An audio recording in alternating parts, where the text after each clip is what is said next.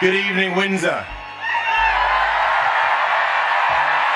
At 11:17 on a Thursday morning that had begun like any other, Prince William's phone rang with a tone reserved for only the most urgent palace communications, the kind of call that may arrive twice in a lifetime, the kind that divides a life into before and after. Within seconds of picking it up, his face drained of colour, and his hands, usually rock steady, began to tremble uncontrollably. In that instant, standing alone in his private office at Kensington Palace, winter sunlight streaming through windows that suddenly felt blinding, William received news so shattering that even the stone walls seemed to absorb the shock. The call came from Sir Clive Alderton, King Charles's principal private secretary, a man celebrated for his unshakable composure even during the monarchy's darkest hours. But today, Clive's voice carried something William had never heard before, not panic exactly, but something dangerously close, urgent, irreversible.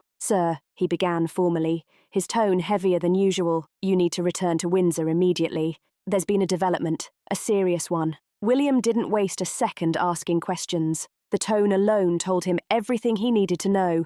Whatever had happened was beyond routine crisis management, beyond the usual turbulence of royal life. He ended the call and froze, motionless, for 3 long seconds, then moved with the kind of precise urgency that only years of training can create, the kind reserved for moments you pray will never arrive. Catherine was in the nursery when he found her, helping Charlotte with schoolwork. The expression on his face stopped her mid-sentence. She had only seen it once before, when his grandmother passed without warning. She quietly excused herself from the children and followed him into the hallway. "It's bad," William said softly, his voice barely steady. "They won't say over the phone, but it's serious enough that communications are being locked down." Catherine's hand found his arm, squeezing gently. She didn't ask questions. Some moments demand silence, not interrogation. Within minutes, William's protection officers had been briefed. A car was already waiting in the courtyard, engine running, ready for the 20-minute drive to Windsor. In half that time, staff moved through Kensington Palace with practiced precision,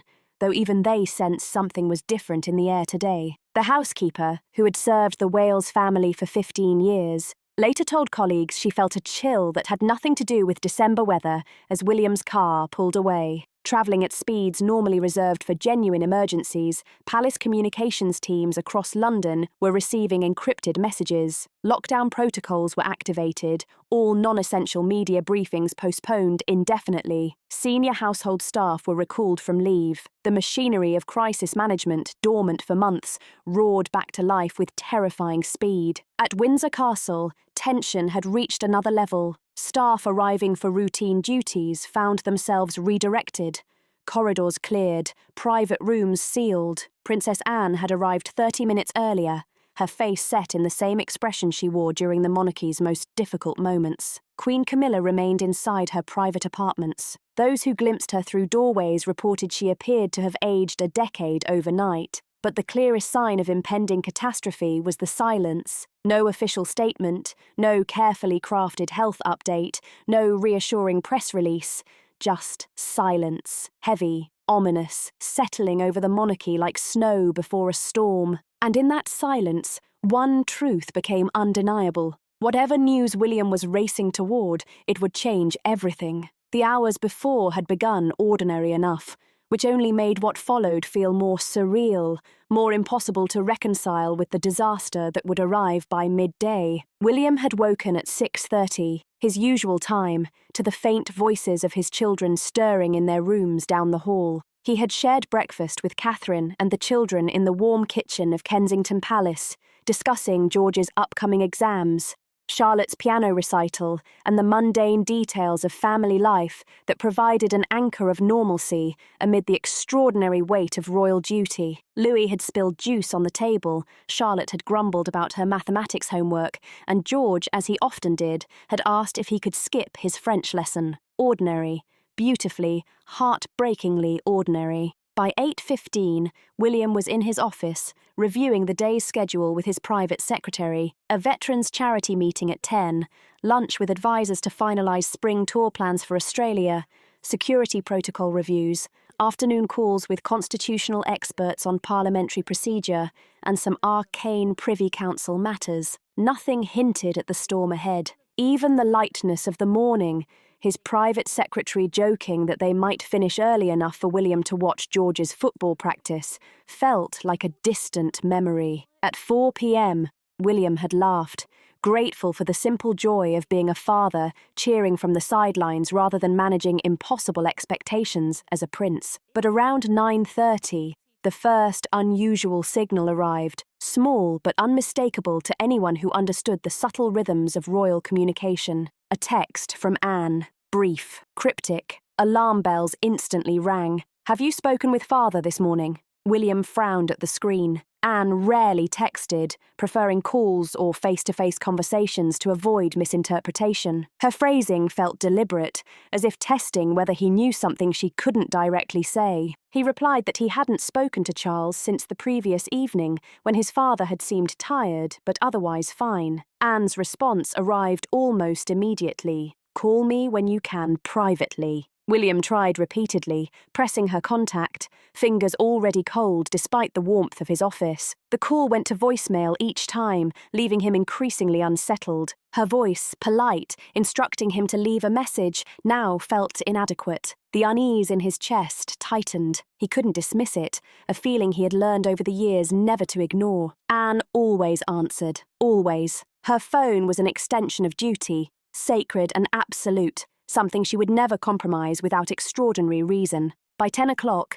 Catherine noticed the shift in his demeanour, his inward focus, attention narrowing to something invisible, yet palpably heavy. "Everything all right?" she asked, pausing in the doorway, voice laced with concern reserved for moments she sensed real trouble. William looked up from the darkened phone and replied, though his tone suggested otherwise, betraying the lie. "It just can't reach Anne. It's strange." Catherine knew better than to dismiss his instincts. Years together had honed her understanding of his alerts to danger. By 10:30, more pieces of the puzzle began to emerge, though none yet formed a coherent picture. He could see fragments. The king's morning schedule cleared without explanation.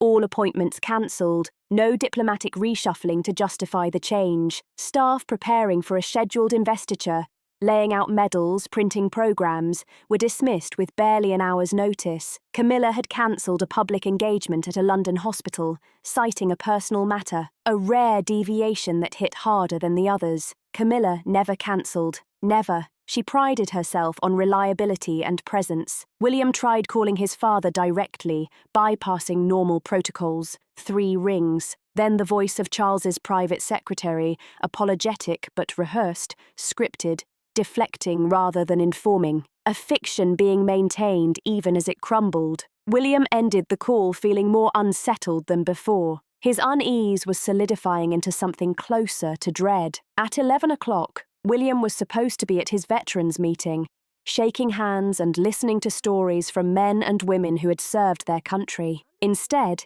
he sat at his desk, staring at his phone, waiting for clarity that refused to come, wishing desperately that someone would call and tell him everything was fine, that he had been worrying over nothing, that the shadow of foreboding he felt was just his imagination running wild. Catherine brought him tea, setting it down gently beside the papers. He had stopped reading 20 minutes earlier. "William," she said softly, her hand resting briefly on his shoulder, "whatever it is, we'll handle it." He nodded, but the reassurance felt hollow, inadequate. Some things could not simply be handled. Some things could only be endured, carried silently with the weight of inevitability pressing down from all directions, leaving no room for comfort or hope. Then, at 11:17, his phone rang. That tone, the one reserved for only the most urgent palace communications, the one that bypassed all normal protocols, the one that announced before a single word was spoken that something had gone catastrophically wrong. William picked up on the first ring.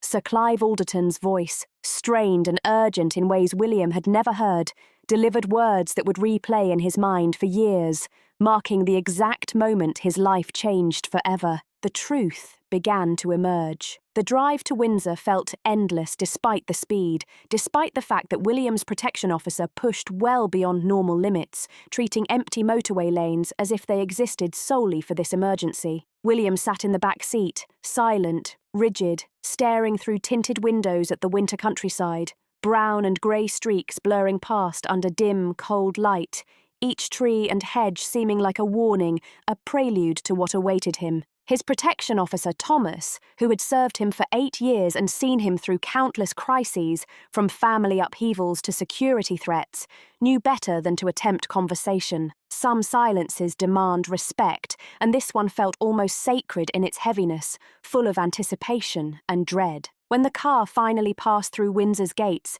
William immediately noticed how different everything felt. The familiar castle grounds now transformed, strange, alien, ominous, almost unrecognizable in their stillness. Staff stood in unusual positions, clustered in doorways rather than moving through their normal routines. Security had been doubled, perhaps tripled, with additional officers stationed at every entrance. The main entrance, normally buzzing with the routines of a working palace, was sealed off except for essential personnel, cordoned off as if preparing for siege rather than governance. Everything about the scene felt off, like a carefully staged warning, signalling the severity of what had occurred. He was directed not to the main reception rooms, but to a private wing, reserved for the most sensitive family matters. Conversations that could not risk even the slightest chance of being overheard. Anne waited in the corridor outside the king's private study, standing perfectly still, radiating tension no pacing could surpass. Her arms were crossed, face grave but composed. A mastery honed over decades navigating royal crises, a steady hand when everyone else faltered. When she saw William approaching, something in her expression shifted subtly, not sympathy, but acknowledgement. She knew what he was about to learn, and she knew it would hurt, reshape him, leaving scars invisible but permanent. "How bad?" William asked, voice low, almost afraid, yet needing the answer nonetheless. Anne did not soften it. She never did. Inside the study, Charles sat in a high-backed chair near the fireplace, though no fire burned. Despite the December chill that settled into the room's corners, the space felt cold, sterile, wrong in ways William could not immediately articulate. Camilla stood behind him, one hand on his shoulder in a gesture both protective and desperately clinging. Her eyes red-rimmed but dry, as if she had exhausted her capacity for tears. On the desk lay medical reports with official letterheads, legal documents bearing government seals, and a single handwritten letter in Charles's distinctive script, the fountain pen he favoured still visible. Beside them, Sir Clive Alderton, the King's senior physician and 2 constitutional advisers, stood near the windows, faces heavy with the burden of delivering unbearable news, now tasked with watching another person absorb what they had already endured. William entered slowly, feet heavy against the carpet, every instinct screaming that what came next would be worse than anything his imagination had conjured. During the interminable drive, he had glimpsed it already. Charles looked diminished, smaller somehow, hollowed from within by the weight of what he carried, each line on his face more pronounced, each gesture slightly slower, as though the news had physically drained him. "William," Charles said, voice rougher than usual, scratched and worn. "Sit down, please." William remained standing, body refusing the comfort of a chair, as if upright he could maintain control over a situation clearly spiralling beyond control. "Just tell me," he said, voice coming out stronger than intended, more forceful than he would have liked. The King's physician stepped forward, holding a file deceptively thin, ordinary, yet containing the catastrophic truth. William already felt the weight pressing against his chest. Catastrophes, he was learning, often arrive in small packages, in manila folders, in quiet rooms, rather than in dramatic announcements or public ceremonies. The physician spoke clinically at first, providing a temporary buffer from emotional devastation. Words like advanced progression, unexpected complications, treatment options, and exhausted timeline danced around the truth while simultaneously containing it fully. William processed the terms,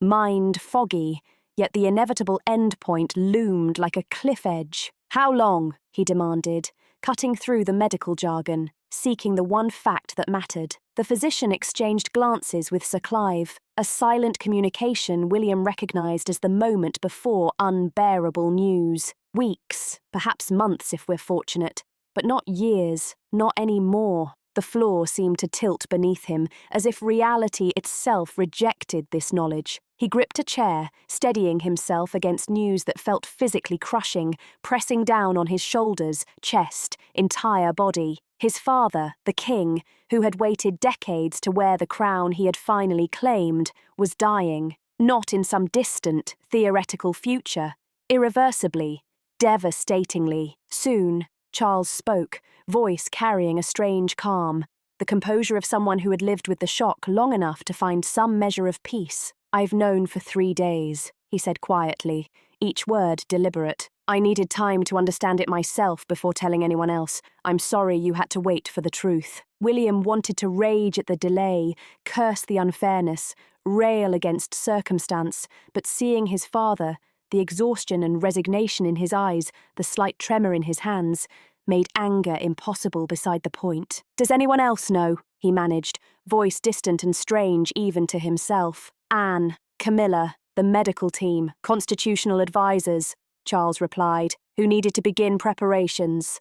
And now, you, because what comes next will fall to you, far sooner than any of us imagined." The hours following that initial devastating conversation moved with a strange, disjointed quality, as if time itself had become unreliable, stretching some moments into unbearable length while compressing others into meaningless blur. William remained at Windsor, unable to process what leaving would mean, what returning to normalcy would require when normal no longer existed, when the entire framework of his life had been fundamentally altered in the space of a single conversation. Catherine arrived by early afternoon, having arranged for the children to stay with trusted staff at Kensington Palace, protected, for now, from the knowledge that would soon reshape their world as well. She found William in one of the smaller sitting rooms, staring at nothing, lost in ways she had never seen before, not even during the darkest moments after his grandmother's death. She sat beside him without speaking,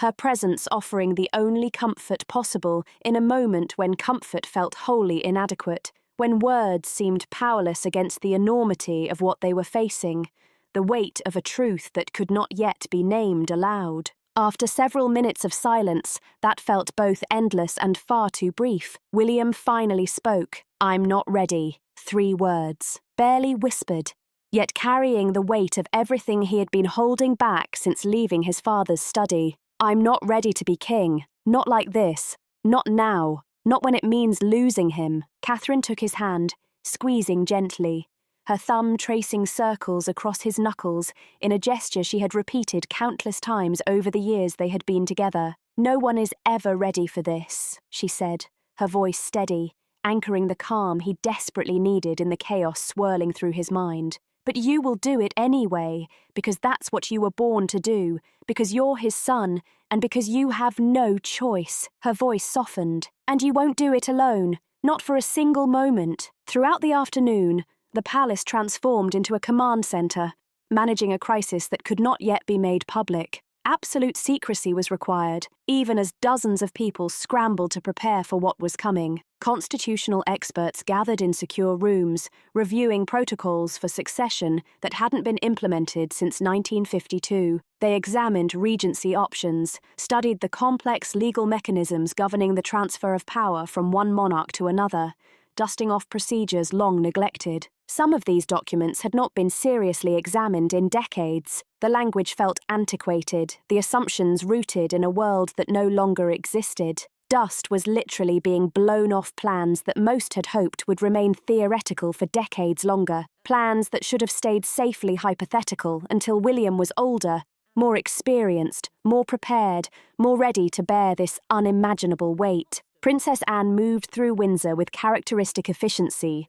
making decisions that others were too paralysed to make, too overwhelmed by grief or uncertainty to approach with clear thinking. She coordinated with the Prime Minister's office through secure channels, ensuring the government was prepared, that the machinery of state would not falter during the transition. She reviewed security protocols with military advisors, understanding instinctively that threats multiply during periods of vulnerability, that enemies, foreign and domestic alike, would see opportunity in royal tragedy. She handled the delicate task of informing extended family, making calls to relatives across Britain and Europe, delivering news that would ripple through the royal structure like shockwaves radiating from an earthquake's epicenter. Camilla, meanwhile, remained closest to Charles. Her world narrowed to the man whose time was being measured, not in years, not in months, but in diminishing increments of weeks and days. Staff reported that she barely left his side, eating meals with him even when he couldn't, forcing herself to maintain normalcy even as everything crumbled around them. She sat in rooms reading even while he slept, maintaining a presence as if proximity alone could somehow slow what was inevitable, as if love could hold back mortality. She had fought for decades to stand beside him as queen, weathering criticism, scandal, and public hatred to reach this position. And now that position was being torn away before she had fully begun to inhabit it. Before they had any real time together in their new roles, the most painful reality threatened to break William entirely: the children. He and Catherine faced the impossible task of deciding when and how to tell George, Charlotte, and Louis that their grandfather, whom they adored, who told them stories, played games, and made them laugh, was dying. George, at 11, would understand the permanence, the irreversibility, carrying this loss into his own future. Charlotte would grasp enough to be devastated, her sensitive nature leaving her particularly vulnerable to grief. Louis might be too young to fully comprehend, which carried its own heartbreak, the knowledge that he would lose precious years with his grandfather without fully understanding what was being taken from him. They decided to wait, giving themselves time to find words adequate for explaining the inexplicable, to make sense of something that defied sense. By evening, exhaustion had settled over the palace. Everyone involved felt a bone-deep weariness that went beyond physical tiredness. William stood at a window overlooking the grounds, watching darkness swallow the winter landscape. Arriving early and absolute, he remained there, standing in silence for a long moment before speaking, respecting the quiet before breaking it. "You're thinking about all the things you'll never get to ask him," Catherine said, not as a question, but a statement of understanding, born from her own experience with loss. William nodded, initially unable to trust his voice. When he finally spoke, words came thick with emotion. "There's so much I still needed to learn about being king, about managing this life, about carrying this burden without losing myself." He turned to face her, and in his eyes she saw not the future king, but the frightened son. "I waited so long for this," he said. "It's not fair. None of this is fair." Anne's response was characteristically direct, honest in ways that might seem cruel but were necessary. "Fairness has nothing to do with monarchy," she said, blunt, unflinching. "It never has." Her voice softened slightly,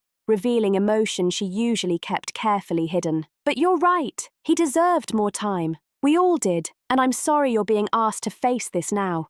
The impossible decision." The following morning brought new crises layered atop existing devastation. William was summoned to an emergency meeting in the secure conference room where constitutional advisors, legal experts, and senior palace officials had been working through the night. Exhaustion showed on their faces, but their purpose was urgent and unavoidable. Decisions had to be made, and they had to be made immediately. Sir Clive Alderton opened the discussion with characteristic directness. "Your Royal Highness, we need to address several immediate questions regarding succession, procedures, and public announcement protocols. The situation requires decisions that only you and His Majesty can authorise." William sat at the head of the table, a position that felt simultaneously premature and inevitable. "What are the options?" His voice was steady, though his hands remained tightly clasped beneath the table, hidden from view. The constitutional secretary, a woman who had served the crown for 40 years, spoke. "Next, the first question is timing. When do we inform the public about His Majesty's prognosis?" She slid a document across the table. "We have 3 primary scenarios outlined,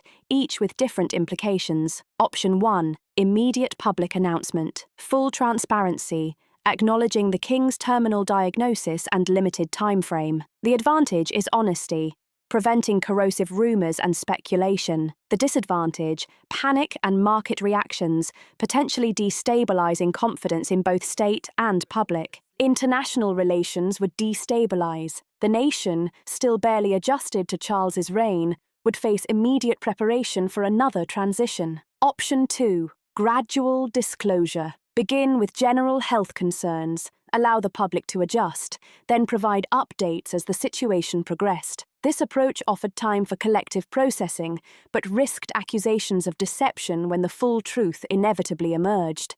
And the truth always emerged. Option 3. Minimal disclosure until absolutely necessary. Maintain privacy, adjust schedules quietly, and only announce the severity when death was imminent. This protected the king's dignity and the family's grief, but it violated the public trust. At a moment when trust was essential, William stared at the options before him, each one representing a different kind of failure, a different path toward heartbreak, chaos, or both. "What does my father want?" he asked quietly. Anne, who had been present throughout the night's deliberations, answered, "He wants to protect you from having to make this choice, but that's impossible. Now the choice exists, and someone must make it." The military secretary added another complication. "There are also security considerations, Your Royal Highness. Once the severity becomes public knowledge, threat levels increase. We'll need to enhance protection for all senior royals, particularly yourself and your family. Succession always attracts instability." William felt the weight pressing down.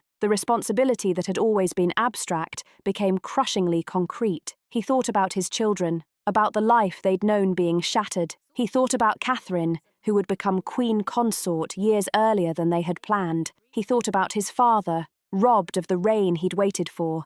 And he thought about himself, about to inherit a throne under the worst possible circumstances. "I need to speak with my father," William said finally. "Before any decisions are made, I need to hear directly from him what he wants. Not what's constitutional, not what's traditional, but what he wants." The meeting paused while William was escorted to Charles's private rooms. He found his father sitting in his study, papers spread before him, still trying to work even as his body betrayed him. It was heartbreakingly characteristic, so perfectly him, that William paused in the doorway, studying his father. Charles looked up and managed a weak smile. "They've presented you with impossible choices, haven't they?" He gestured to the chair opposite his desk. "Sit. Let's talk as father and son, not as king and heir." What followed was a conversation William would carry with him forever. Charles spoke about his fears, his regrets, the things he wished he'd accomplished and now never would. But more importantly, he spoke about William,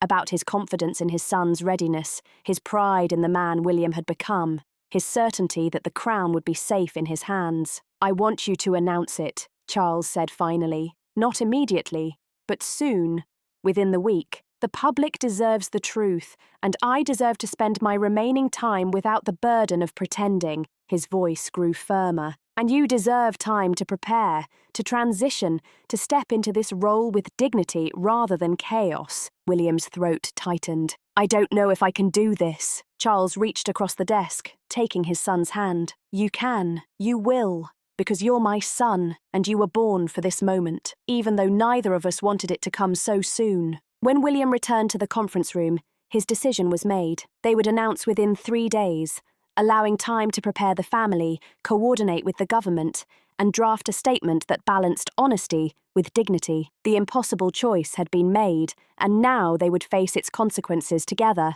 and the aftermath, and the uncertainty. The announcement came on a grey Monday morning, 3 days after William received the devastating news. At 8 o'clock precisely, Buckingham Palace released a statement that would dominate headlines across the world for weeks to come. His Majesty the King has been informed by his medical team that his condition has progressed more rapidly than anticipated. Treatment options have been exhausted. The King and his family are grateful for the support of the public during this difficult time. The words were carefully chosen, clinical yet clear. No false hope, no dramatic language, just the truth, delivered with the dignity the moment required.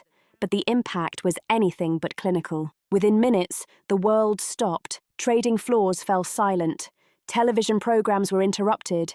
Social media exploded with grief, shock, and an outpouring of support that crossed national boundaries and political divides. In Britain, the reaction was particularly intense among older viewers who had watched Charles wait his entire life to be king. There was something uniquely cruel about his reign being cut short so dramatically, so quickly. Vigils began forming outside Buckingham Palace and Windsor Castle by mid-morning, people gathering not to protest or demand, but simply to stand together in shared grief. American networks devoted entire days to coverage, with experts analysing everything from constitutional implications to the emotional toll on the family. CBS ran a special segment on William's sudden burden, interviewing psychologists about the trauma of preparing to lose a parent while simultaneously preparing to inherit unimaginable responsibility. CNN brought in historians to discuss previous short reigns and sudden successions,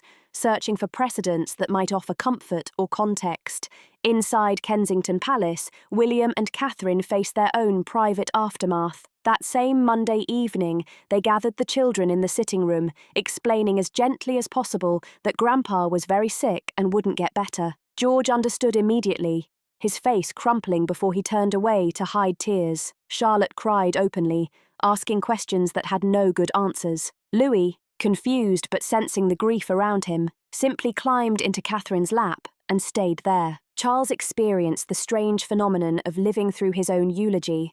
Tributes poured in from world leaders, celebrities, and ordinary citizens. Television programs began running retrospectives of his life, his advocacy for environmental causes, and his decades of public service. He watched some of it with Camilla, finding the experience surreal and unexpectedly moving. Princess Anne threw herself into logistics because logistics were controllable when emotions were not. She coordinated with funeral directors, reviewed ceremonial protocols, and ensured every detail of what would come next was planned and prepared. When colleagues suggested she slow down to rest, she responded with characteristic bluntness. There will be time for grief. Right now, there is work. The most profound change settled over William himself in the weeks following the announcement. He transformed before the eyes of those closest to him. The weight he carried became visible in his posture, his expressions, the way he moved through rooms as though the air itself had grown heavier. He took meetings with constitutional advisors,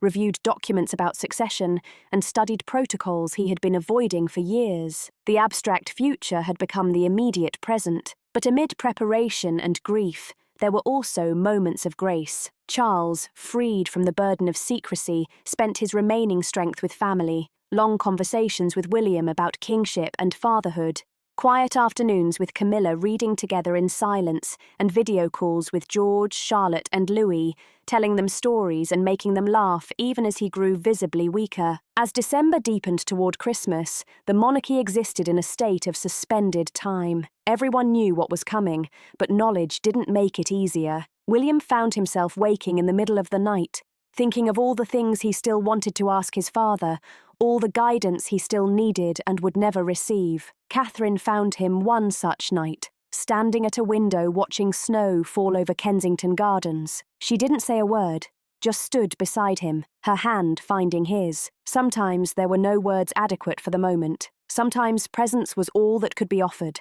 And in that silence, as snow continued to fall across the city, William understood what kingship truly meant. Not the ceremonies, not the crown, not the constitutional authority, but standing in the darkness, carrying impossible weight, knowing tomorrow would demand everything from you, and choosing to face it anyway because duty, family, and love required nothing less. The crown does not wait for readiness.